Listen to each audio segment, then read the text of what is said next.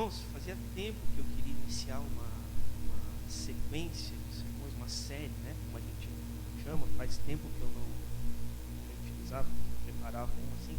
Eu estava pedindo a Deus um tema, né?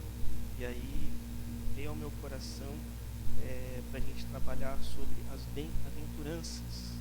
As bem-aventuranças, que está lá em Mateus 5. Então, nas próximas semanas, a gente vai pensar que vai refletir um pouquinho, trabalhar sobre as bem-aventuranças lá em Mateus 5, tá bom? Então peço que você abra a tua Bíblia aí, portanto, neste texto, né? Mateus 5. Nós vamos iniciar hoje, com a graça de Deus, esta série sobre as bem-aventuranças.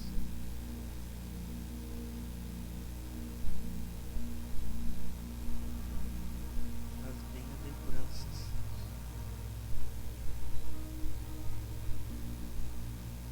Mateus capítulo 5, Evangelho de Deus, né? Capítulo 5, versos 1 ao 3. Nós vamos estudar começar a refletir, né, sobre uma bem-aventurança por domingo. Bom, são 9. Então, com a graça de Deus, nós vamos conseguir fazer esta reflexão, a edificação da igreja. Mateus 5, versos 1 ao 3, vai ser projetado aqui também. Todos acharam? Graças a Deus. Vamos ler então a palavra. Vou quem quiser acompanhar a projeção também pode fazer isso. Bom, Mateus, novamente, Mateus capítulo 5, versículos 1 ao 3, para hoje, né? 1 ao 3. Então o texto diz o seguinte: vendo Jesus as multidões, subiu ao monte. Como se assentasse, aproximaram-se os seus discípulos, e ele passou a ensiná-los, dizendo: bem-aventurados os humildes de espírito, porque deles é o reino dos céus. Nós vamos até aí apenas hoje. Eu só quero ler 3 novamente. Bem-aventurados os humildes de espírito, porque deles é o reino dos céus. Vamos orar. Senhor, nós te agradecemos pela tua palavra que está aqui diante de nós, e nós cremos, Senhor, que pela ação do teu Santo Espírito, essa palavra é poderosa, Senhor, para mudar a nossa vida, para transformar a nossa vida, mudar a nossa história, Senhor. Nós cremos nisso, nós te agradecemos, que o Senhor faça com que o nosso coração se abra para receber a tua palavra, Senhor. Não é palavra de pastor, não é palavra de homem, Senhor, mas é a tua palavra. O Senhor nos ajude a, pelo teu Espírito Santo, refletir sobre ela, encontrar novo significado nela e recebê-la para que ela possa fazer morada no nosso coração e encontrar ali uma terra fértil para a tua própria vida. Em nome de Jesus, que esta palavra possa realmente nos transformar, a cada um de nós, em nome de Jesus. Que o Senhor perdoe os nossos pecados, Senhor. Nós queremos, não fizemos aqui antes, mas nós queremos confessar os nossos pecados diante do Senhor, pedindo que o Senhor nos perdoe, que o Senhor tenha misericórdia e compaixão de nós, em nome de Jesus.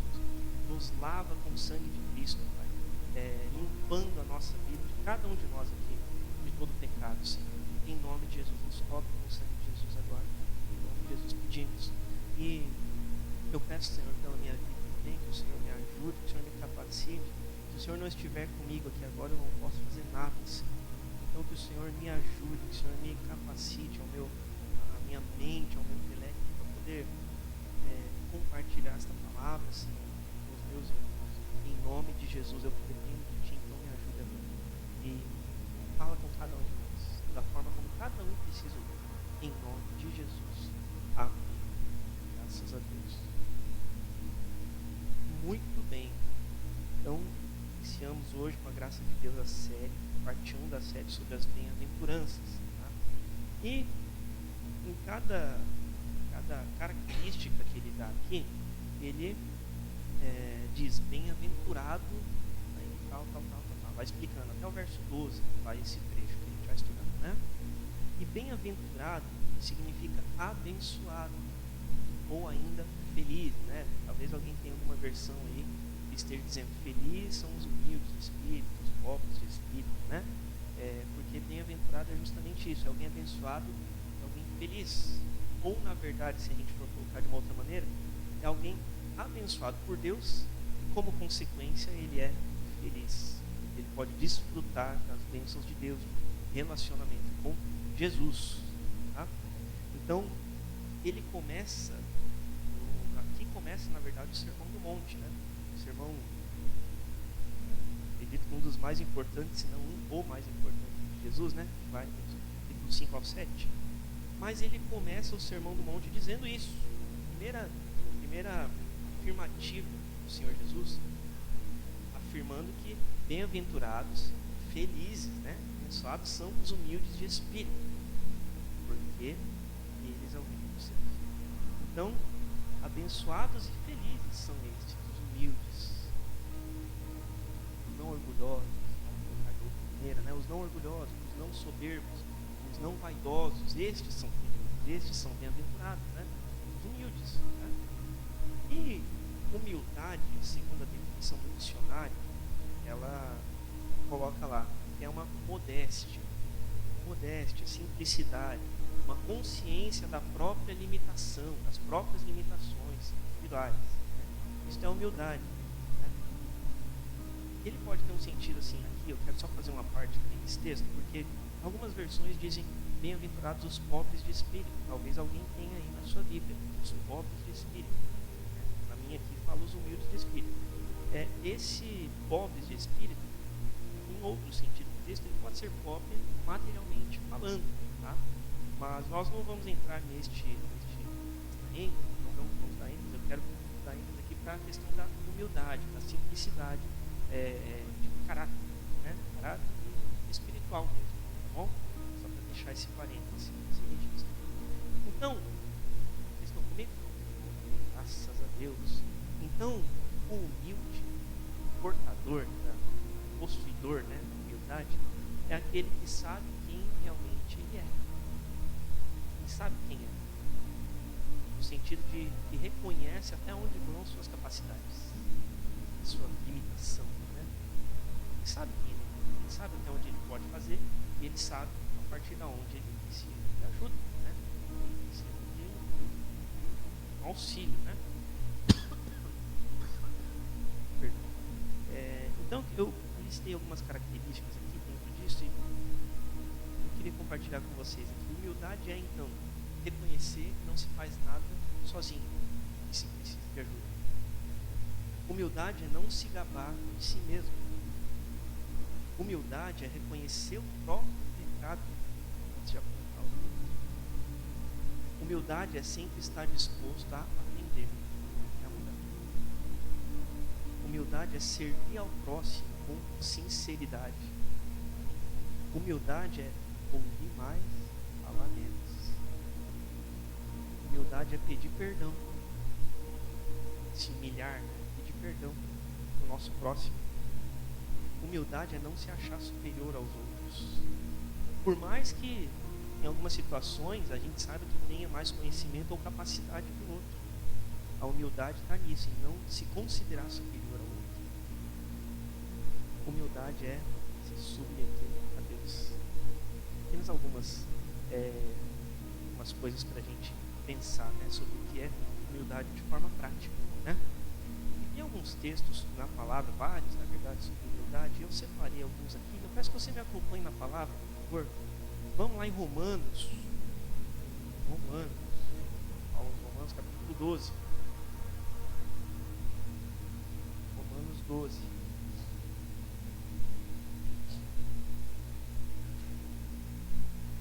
Romanos capítulo 12. Quero ler o versículo 3 e o 16. Romanos 12, verso 3. Primeiramente, depois o 16. O 3 diz o seguinte, porque palavras de Paulo aqui, né, na carta de Paulo aos Romanos.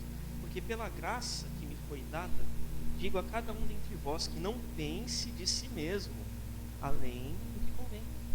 Antes, pense com moderação, segundo a medida da fé que Deus repartiu a cada um. Ele é bem claro que não pense mais de si mesmo do que você deve pensar. Né? Não podemos pensar também que, nossa, coitadinho de nós, né? Aquele coitadismo, né? Não é isso também, não é o outro extremo. Mas não podemos pensar mais de nós mesmos e a gente deve, né?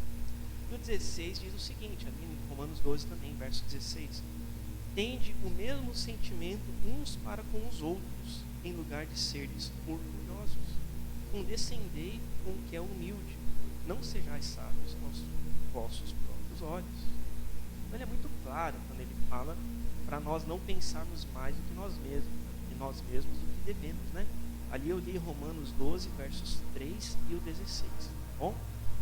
Efésios, Paulo vai falar sobre isso também aos Efésios, no capítulo 4, versículos 1 e 2. Efésios 4, 1 e 2 diz assim: rogo-vos, pois, eu, prisioneiro no Senhor, que andeis de modo digno da vossa vocação, que fostes chamados, com toda a humildade e mansidão, com longanimidade, suportando-vos uns aos outros em amor, suportem uns aos outros em amor, servindo em amor, né? Então isto é humildade, né? Segundo a palavra. Mas não está apenas no Novo Testamento, ou até mesmo nas cartas de Paulo. Se nós lermos em Provérbios 16, versículos 18 e 19, dizem o seguinte: a soberba precede a ruína, e a altivez do espírito a queda. Melhor é ser humilde de espírito, mesmo termo, né? Humilde de espírito, com os humildes, do que repartir o despojo com os soberbos. É melhor você ser humilde de espírito com aqueles que são simples, mais simples, do que você ter abundância de bens com os orgulhosos, né? É isso que ele está dizendo. E ainda Provérbios, né? Capítulo 18, verso 12, perdão, diz o seguinte, ó: antes da ruína, gaba-se o coração do homem, então se orgulha, né? Antes da ruína, e diante da honra vai a humildade. Antes da honra, precisa de humildade, precisa se humilhar, né? E aí aquele paradoxo que o Senhor Jesus ele fala, acho que está anotado até ali, né? Que quem se humilha será exaltado, mas quem se exalta será humilhado. Então é inversamente proporcional.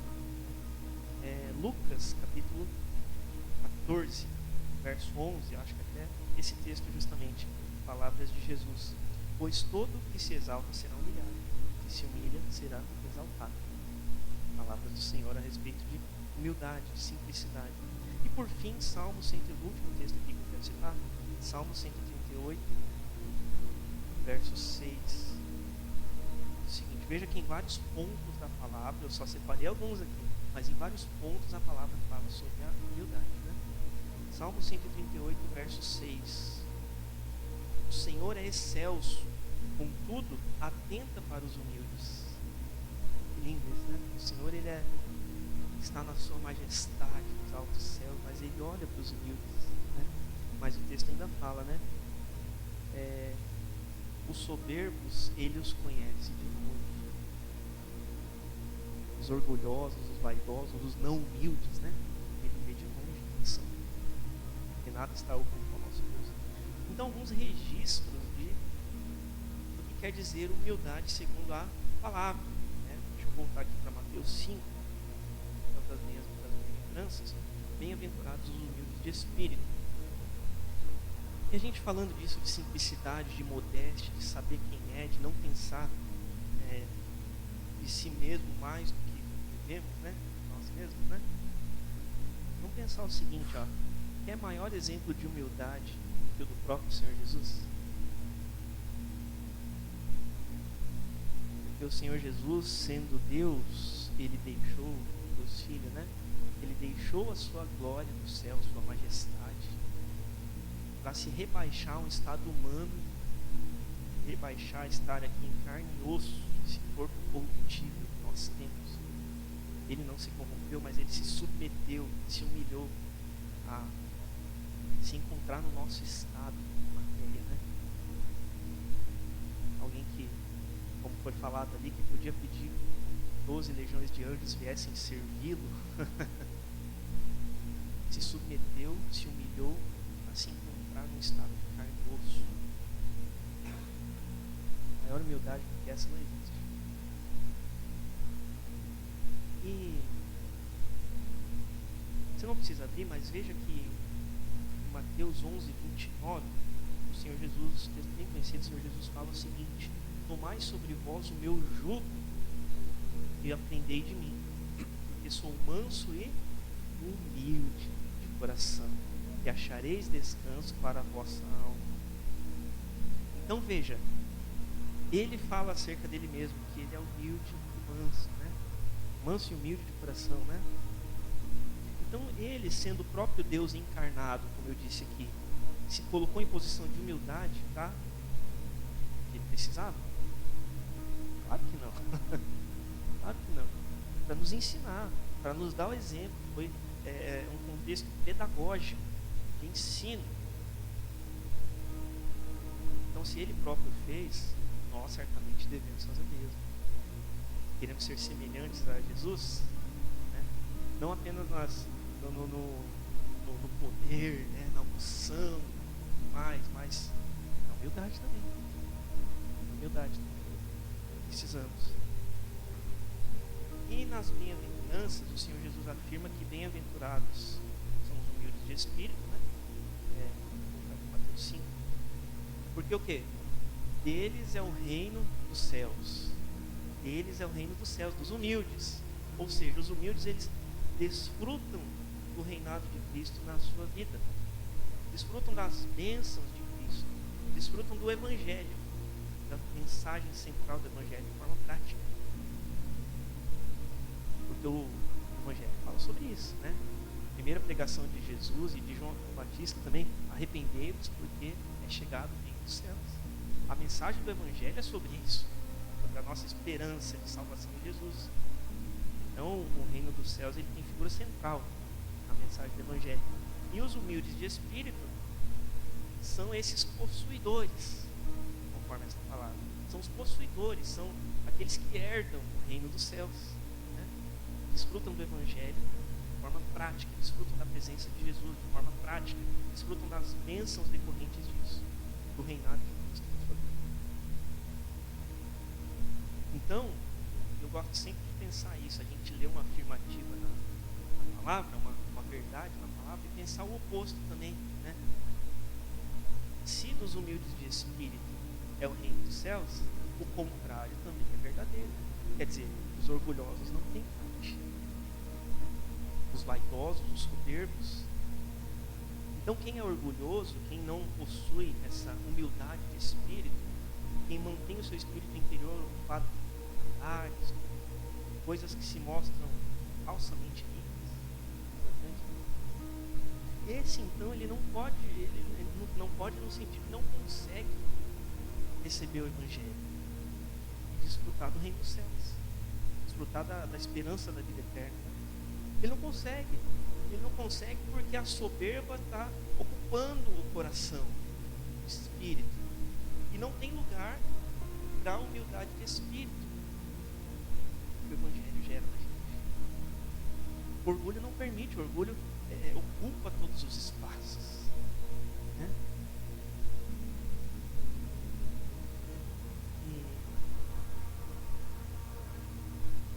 Abre comigo lá, por favor, em Tiago 4:6. Tiago, logo depois de Hebreus, mais no final da palavra, Bíblia. Tiago 4:6. Este texto aqui, na verdade, é uma citação de Provérbios 3:34, tá? Mas Tiago 4:6 diz o seguinte, ó, tá projetado ali também, né? Antes ele dá maior graça, pelo que diz: Deus resiste aos soberbos, mas dá graça aos humildes. Ele resiste, ele rejeita os soberbos, os vaidosos, os orgulhosos. Lembra? A gente leu lá em Salmos que os soberbos ele vê de longe, do alto da sua glória, ele vê os soberbos de longe. E o que ele faz com os soberbos? Ele resiste, rejeita, mas ele estende graça aos humildes.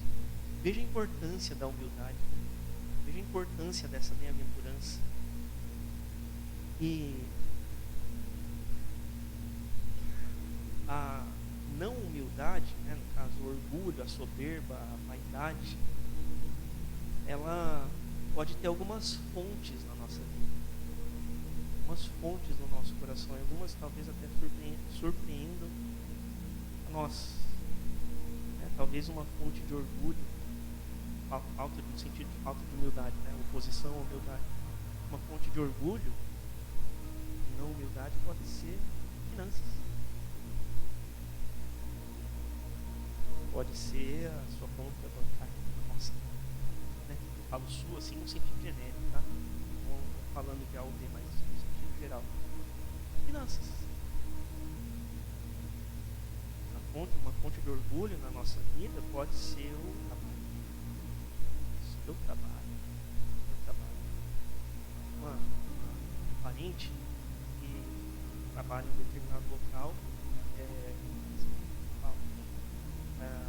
dá uma impressão que se bate o peito no lugar de trabalho. Meu trabalho é o mais importante, né?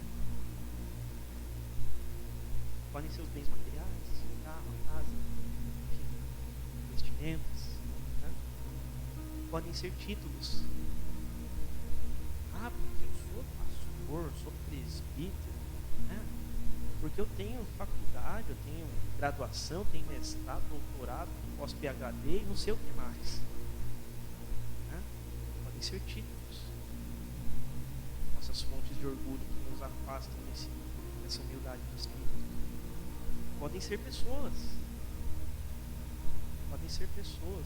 A gente se gabar de alguém, de algum familiar, de alguém próximo a nós.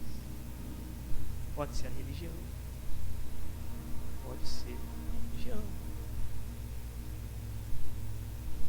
Porque eu sou crente. Crente melhor que eu, difícil achar, né? De orgulho, nos afasta. Pode ser muita coisa. Pode até ser, diria assim, algumas pessoas, alguns casos, pode até ser uma autopiedade, aquele coitadismo. A pessoa se apega naquilo de uma tal maneira, coitadinho de mim, puxa, mas como eu sou. Coitadismo, autopiedade. Mas aí pensa comigo, falei algumas coisas aqui só para pincelar alguns exemplos, finanças, materiais, pessoas, trabalho, títulos. E aí se a gente pega essa fonte de orgulho, nos afasta da humildade, se a gente pega isso, tira da nossa vida, sobra o quê? O que sobra se tirar o meu trabalho? O que sobra se tirar o meu título, minha graduação, meu mestrado? Se eu, por alguma razão, não tivesse, não perdi, isso não é possível, certamente, mas perdi o meu título. Sobrar o quê? Se a gente se apega nisso. Eu queria, só para dar um exemplo aqui, uma contextualizada, eu queria passar um vídeo, mas antes de passar o vídeo, um trechinho aqui, alguns irmãos já ouviram falar daquela série sobre Jesus, né, do Chosen, Escolhidos, mas eu queria fazer uma ressalva aqui, tá? É só um trecho de uma série, tá? Assim como a filmes, novelas, livros, retratações, né, da vida de Jesus, é só uma série. Tá? E porque eu vejo que se cria uma certa polêmica, só fazer um parênteses sobre isso, uma certa polêmica, porque retrata Jesus, o seu lado humano também, né? Ele era 100% homem, mas era 100% Deus, mas há uma certa polêmica, né? Mas é só um filme, né? É a retratação da vida de Jesus em filme, em teatro, já não é de hoje, né?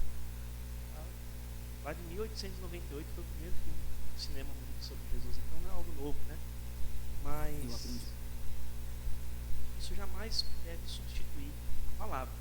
Espera um pouquinho para pôr. Vamos ver. Pode pôr lá na tela, mas só espera para dar o pulo. Essas retratações, TV, teatro, cinema, séries, jamais isso deve substituir a palavra. Tá? Então, complementa uma forma lúdica de nós entendermos, mas isso não pode substituir a palavra. Tá bom?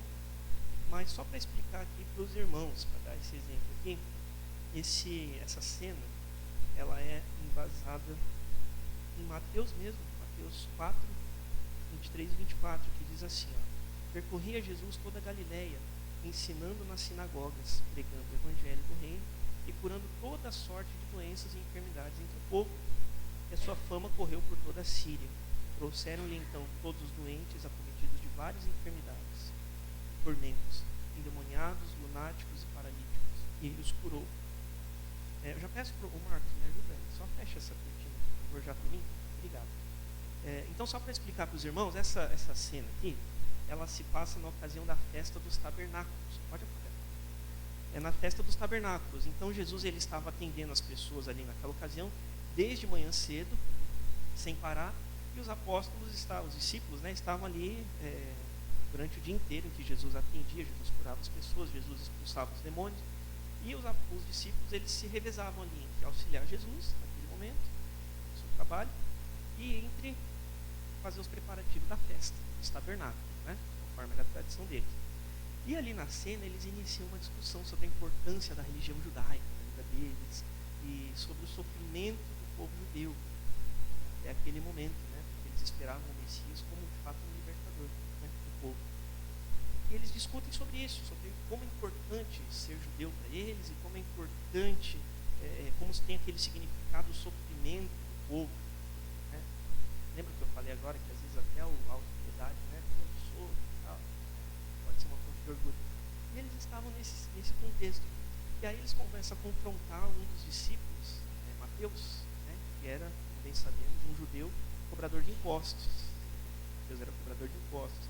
E os cobradores de impostos, aqueles que trabalhavam, os judeus que trabalhavam para Roma, cobrando os impostos, esses caras eram desprezados. Eles eram tidos como traidores do seu povo. Né? Então, é esse contexto das cenas, estão falando da importância da religião judaica, como isso tem um lugar importante no coração deles, e eles começam a ter um diálogo ali, confrontando a Mateus, que era cobrador de impostos e considerado traidor do seu povo. Pode colocar lá.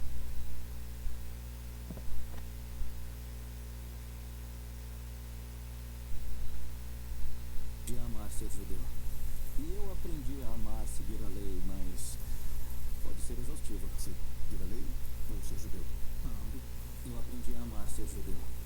E eu aprendi a amar seguir a lei, mas pode ser exaustivo. Seguir a lei ou ser judeu? Ambos.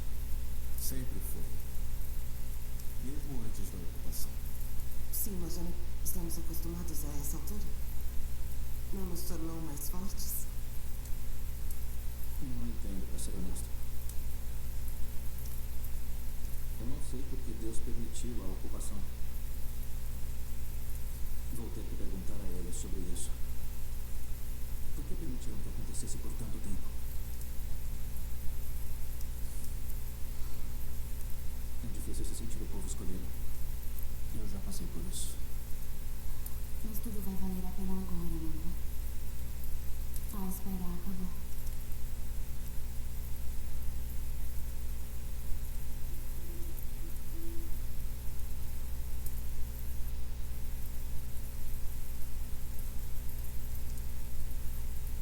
E quanto a você? O que quer dizer? Foi difícil para você todo esse tempo? A ocupação, seguir a lei judaica.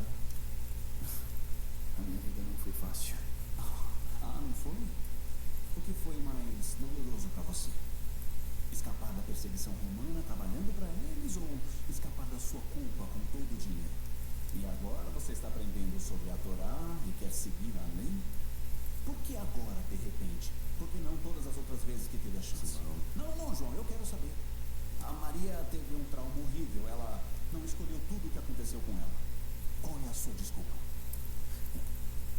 O que você quer que eu diga? Eu não sei o que você quer de mim. Desculpas. O quê? Ele não está errado. Ele podia ser mais gentil sobre isso, mas você escolheu trabalhar para eles. E tornou a minha vida ainda mais difícil do que já era. E você não se desculpou. Não diga nada. Eu não quero que você se desculpe. Não importa. De que vai adiantar ouvir ele pedir desculpas? Eu não vou perdoar mesmo. Por que você se acha em uma posição de autoridade? Quem é você para perdoar ou não perdoar? Quem está do lado dele? Não, é claro que não, mas você tem os seus problemas também. E que tal se desculpar pelo que você quase fez conosco com os romanos? Eu não fui até o fim. Eu estava tentando salvar a vida da minha família. E eu amo você, João, mas você não precisa se preocupar com isso quando o Zeb e a Salomé estão cuidando de você. Mas você me colocou em uma posição desesperadora onde eu fiz coisas que eu nunca teria feito. E eu me arrependi disso. E João e Tiago, eu sinto muito, mas eu não fui até o fim. Qual é a sua desculpa? Eu tinha sucesso nos negócios e ainda assim precisei correr atrás do Não era dinheiro. só por os impostos. Pare de defendê-lo, eu quero uma resposta. Ei, você é novo. Você ao menos sabe como é ser judeu? Sofrer por séculos e séculos por causa disso, mas ainda se comprometer para proteger a nossa herança, embora nunca pare de ser dolorosa, porque o único conforto que temos é saber que estamos todos juntos nisso, que estamos todos sofrendo juntos. Mas se esperarmos um pouco mais, se aguentarmos só um pouquinho mais, seremos resgatados, porque fomos escolhidos todos nós. E você traiu isso, você cuspiu nisso. E eu não vou perdoar isso, eu nunca vou perdoar isso. Já chega. Você disse o que precisava dizer. Sente-se, Simão. Senta você primeiro.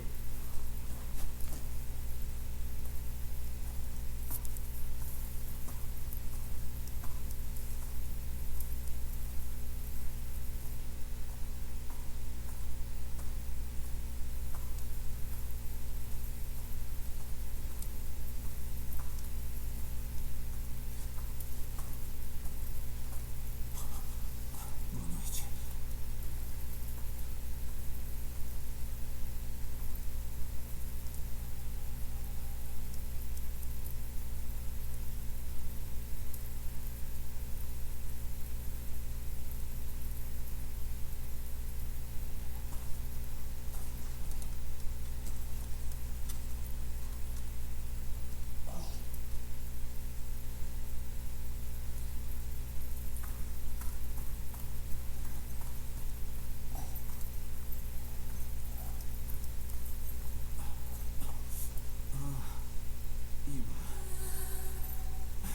Obrigado.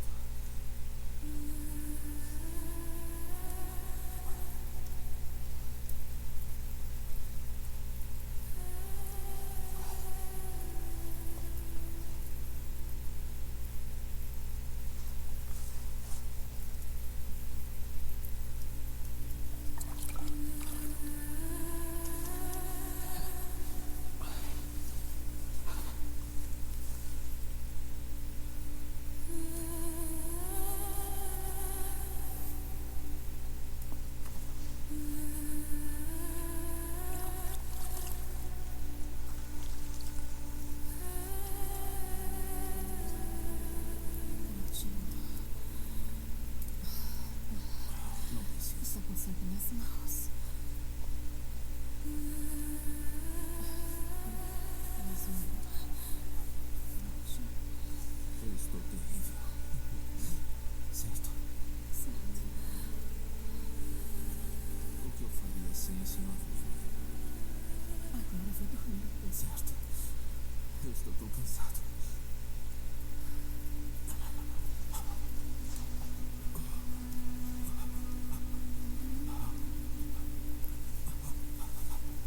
Bendito és tu, Senhor nosso Deus, Rei do Universo, que fazes cair o sono sobre os meus olhos e a sonolência sobre as minhas pálpebras.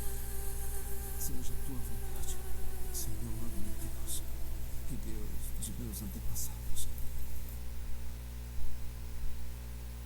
que me faças deitar em paz e me faças levantar novamente.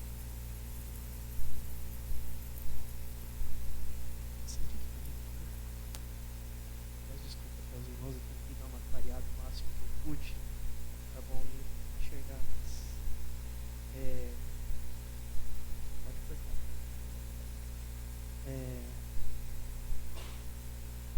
Ali eles estavam. Deu. Muta o canal 15, por favor. Isso, obrigado.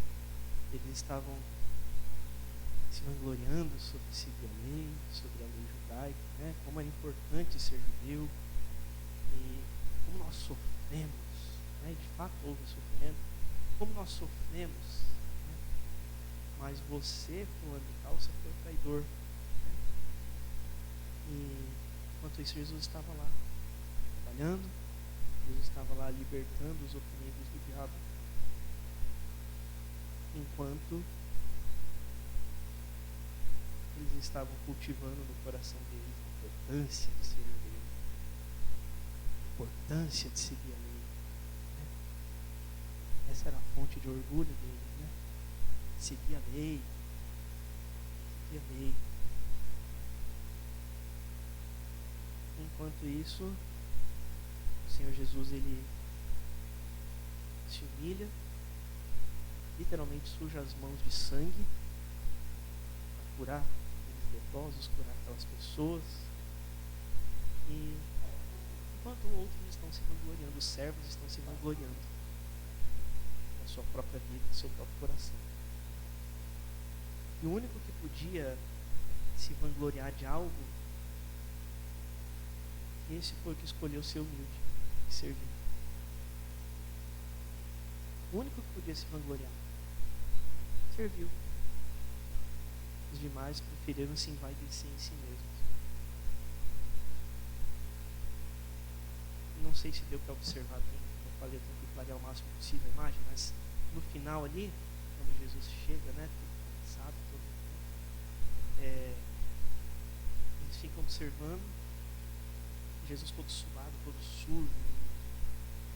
Ninguém vai ajudar ele. Todo mundo fica impactado quando ele chega, mas ninguém vai ajudar. O único que vai ajudar é a mãe. Vai limpar seus pés, as suas mãos, seus pés provavelmente fedidos no dia de trabalho, suas mãos sujas de sangue, todo suado. Quem vai ajudar ele é a mãe. Todo mundo fica constrangido, mas ninguém faz nada. Mas eles eram judeus. Seguiam a lei. Seguiam a lei. Mas se tirasse o judaísmo daqueles discípulos da cena ali, o que ia sobrar? O que ia sobrar? Quem cada um deles era? Quanto a nós, porque não vamos nos enganar essa pergunta pra gente, né? Quanto a nós, qual a nossa fonte de soberba e vaidade? O que está fazendo com que nós não sejamos humildes de espírito, bem-aventurados por sermos humildes de espírito? O que está fazendo? O que está nos afastando disso? E se isso for tirado da gente, o que sobra? Se a fonte de orgulho da não humildade do Rafael for tirada do Rafael, o que sobra do Rafael? Quem é o Rafael?